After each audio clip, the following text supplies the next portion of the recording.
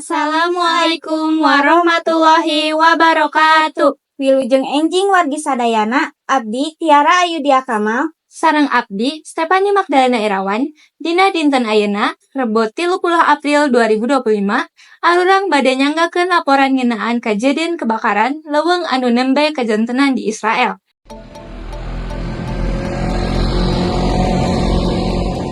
Dina dinten Rebo kaping 23 April 2025 kacida gedena kajadian kahuruan di wewengkon tengah Israel. Seuneu mimiti muncul di sabudeureun Mossad Tarum serta gancang sumebar ka daerah Beit Shemesh, Et Haol, Beit Meir sareng Mesilat Zion. Kondisi cuaca panas sarta angin nu ngageleger ngajadikeun seuneu sumebar kalayan gancang, maksa ribuan warga pikeun ngungsi ti imahna. Satgas pemadam seuneu langsung dikerahkan kalawan dibantu ku pesawat sareng helikopter. Salira sakitar 20 jam, para petugas Tarung lumangsung pikeun ngadalikeun seuneu. Tungtungna dina isuk-isuk kaping 24 April 2025 seuneu hasil dikendalikeun. Komisaris Dinas Sapamadam Seuneu Israel, Eyal Kaspi mastikeun yen kaayaan eta ayeuna tos dikendalikeun. Warga adu tos dievakuasi sapertos ti Istanol, Beit Meir jeung Mesilat Zion diidinan balik deui ka imahna kira-kira kaping 23 waktu satempat, wengi kaping 23 April.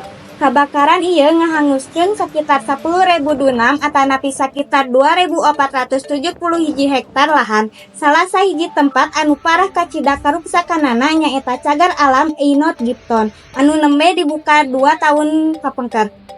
Perdana Menteri Israel, Benjamin Netanyahu, langsung ngayakeun pasamuan darurat jeung nyuhunkeun bantuan ti nagara-nagara sejen.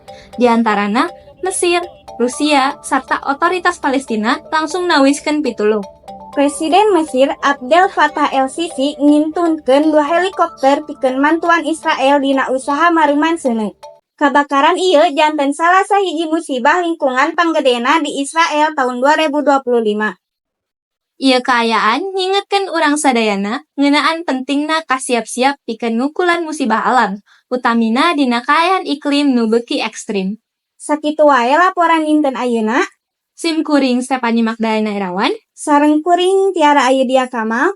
Hatur nuhun sareng dugi ka patepung deui. Wassalamualaikum warahmatullahi wabarakatuh.